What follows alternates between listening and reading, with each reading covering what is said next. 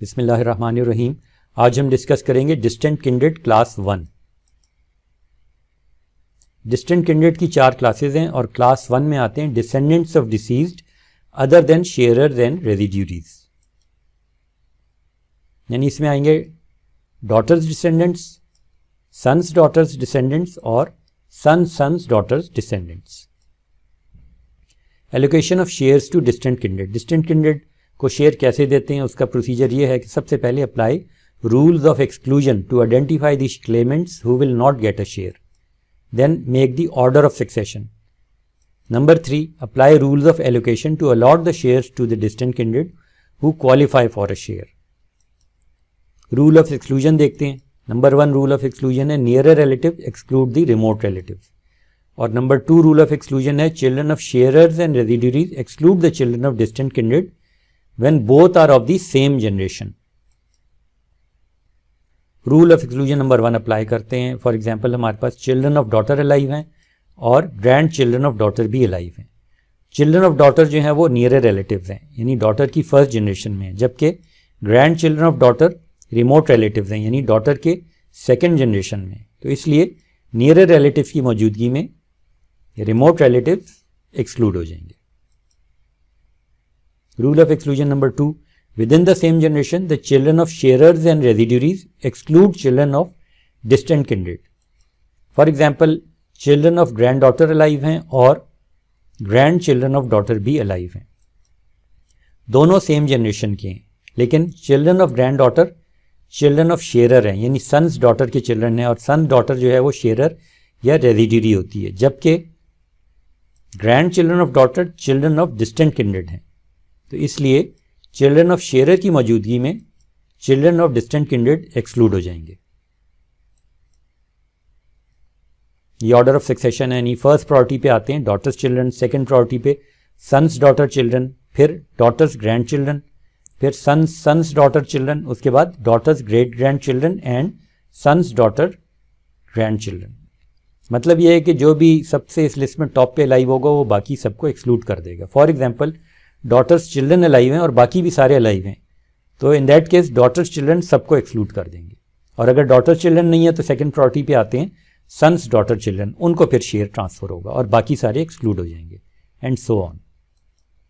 इस चार्ट पे अब देखते हैं प्रायोरिटी 1 ऑर्डर ऑफ सक्सेशन में है डॉटर्स चिल्ड्रन, सेकंड प्रायोरिटी पे sons daughter children, third priority पे daughters grand children, fourth priority पे सन्स डॉटर चिल्ड्रन, और फिफ्थ प्रायोरिटी पे daughters great grand children and sons daughter grand children.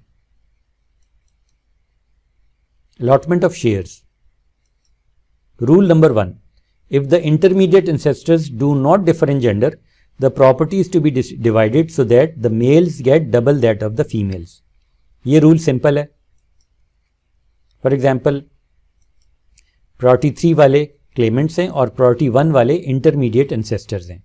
अब intermediate ancestors का gender same है, दोनों mails हैं, तो इन दिस केस जो एलोकेशन ऑफ शेयर इस तरह होगा कि फीमेल को जो शेयर मिलेगा, इस केस में एक फीमेल है उसे 1/7 मिलेगा, तो मेल जो है उनको फीमेल से डबल यानी 2/7 मिलेगा।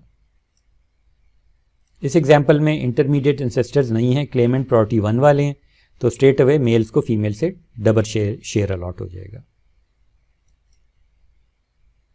टेबुलर फॉर्म में देख लेते हैं। इंटरमीडिएट इंसेस्टर्स सारे मेल हैं, जेंडर सेम है, क्लेमेंट्स में एक मेल है, 2 फीमेल्स हैं, तो मेल को फीमेल से डबल शेयर मिलेगा। Rule number 2, if the intermediate ancestors differ in gender. इस केस में थोड़ा सा डिफरेंट हो जाता है। At the level where the gender of ancestors was changed, if the ancestor was a male then assign him a hypothetical share of as many males as there are claimants without regard to the gender of the claimants. For example, if ancestor is male and has 2 claimants from his descendants, then assign the male ancestor a hypothetical share of 2 males or 4 females. And if the ancestor was a female with 2 claimants in her line of descendants, then assign her a hypothetical share equal to 2 females. Then within the claimants give the males a share twice that of the females. ये आपको बहुत easily समझ आ जाएगा, rule of allocation number 2। अब इसमें intermediate ancestor जो S1 और D1 हैं, इनका जेंडर डिफरेंट है, यानी एक मेल है और एक फीमेल है। तो इस केस में D1 has 2 Clements in her descendants, that is S3 and D3। D1 के आगे 2 क्लेमेंट्स हैं, so she is given hypothetical share of 2 females. अब D1 के आगे बेशक क्लेमेंट्स मेल हों, लेकिन D1 को 2 फीमेल के बराबर ही शेयर, हाइपोथेटिकल शेयर दिया जाएगा। Gender of descendants is not considered, तो इसलिए D1 को 2 फीमेल के बराबर एक हाइपोथेटिकल शेयर आपने दे दिया। उसके बाद S1 has 2 claimants in his descendants, that is S2 and D2. So he is given a hypothetical share of 2 males or 4 females. Gender of descendants is not considered. अब S1 के आगे 2 claimants हैं, बेशक वो दोनों फीमेल भी हों, लेकिन हर केस में चूंकि उनकी क्वांटिटी 2 है, तो S1 को 2 मेल या 4 फीमेल के बराबर आप शेयर देंगे। तो टोटल शेयर आपको चाहिए 6, तो D1 को आप 2/6 देंगे और S1 को 4/6 दे देंगे। अब ये 2/6 और 4/6 फर्दर क्लेमेंट्स में डिवाइड करना है, तो 4/6 आपने डिवाइड कर दिया S2 और D2 में। S2 मेल है, D2 फीमेल है, तो S2 को D2 से डबल शेयर मिलेगा, जबकि 2/6 में भी ऐसे ही यही रूल फॉलो होगा कि मेल को फीमेल से डबल शेयर मिलेगा। टेबुलर फॉर्म में देख लेते हैं। S1 के आगे एक क्लेमेंट है, तो S1 को 1 मेल या 2 फीमेल्स के बराबर एक हाइपोथेटिकल शेयर देंगे, जबकि D1 D2 के दोनों के आगे एक एक क्लेमेंट है, तो इसलिए D1 जो है और D2 दोनों को 1 फीमेल के बराबर आप कंसिडर करेंगे। S1 को 2/4 मिल गया, वो स्ट्रेट अवे S2 को ट्रांसफर हो जाएगा, जबकि D1 D2 को जो 2/4 शेयर मिला है वो S3 और D3 में इस तरह डिस्ट्रीब्यूट होगा कि S3 को D3 से डबल शेयर मिलेगा।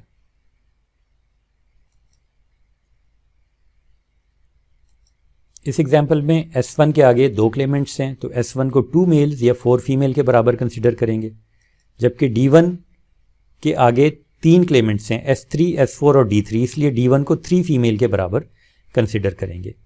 टोटल 7 शेयर्स चाहिए, S1 को 4/7 दे दिया और D1 को 3/7 दे दिया।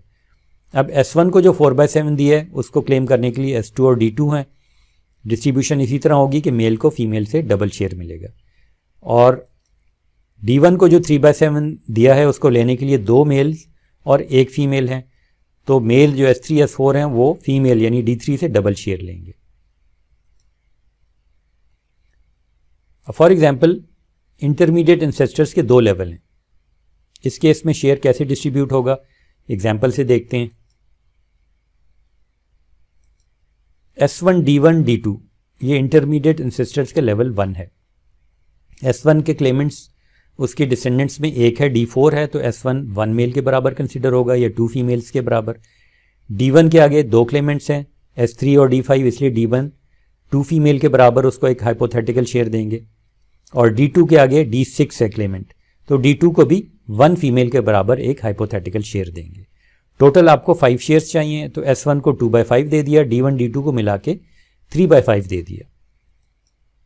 S1 को जो 2/5 दिया वो स्ट्रेट अवे D4 को ट्रांसफर हो जाएगा, जबकि D1 D2 को जो 3/5 दिया उसको लेने के लिए फर्दर इंटरमीडिएट इंसेस्टर्स का लेवल 2 है, यानी D3 और S2 में पहले हम डिस्ट्रीब्यूट करेंगे। D3 के आगे 2 क्लेमेंट्स हैं, S3 और D5, इसलिए D3 को 2 फीमेल्स के बराबर कंसिडर करेंगे। S2 के आगे 1 क्लेमेंट है यानी D6, तो S2 को 1 मेल या 2 फीमेल के बराबर कंसिडर करेंगे। तो टोटल आपको 4 शेयर्स चाहिए, तो D3 को जो है वो 2/4 इंटू 3/5 यानी 3/5 की डिस्ट्रीब्यूशन इस तरह होगी कि D3 S2 दोनों को 2 शेयर्स मिलेंगे। तो D3 को 6/20 दे दिया और S2 को 6/20 मिल गया। S2 को जो 6/20 दिया है वो D6 को स्ट्रेट अवे ट्रांसफ़र हो जाएगा, जबकि D3 को जो 6/20 दिया है वो S3 और D5 में इस तरह डिस्ट्रीब्यूट होगा कि मेल्स को फीमेल से डबल शेयर मिलेगा। डिस्टेंट कैंडिडेट क्लास 1 हमने कवर कर लिया है। नेक्स्ट वीडियो है डिस्टेंट कैंडिडेट क्लास 2, इसका लिंक आपको स्क्रीन के टॉप राइट पे नज़र आ रहा होगा। इंशाल्लाह सी यू नेक्स्ट टाइम। अल्लाह हाफिज़।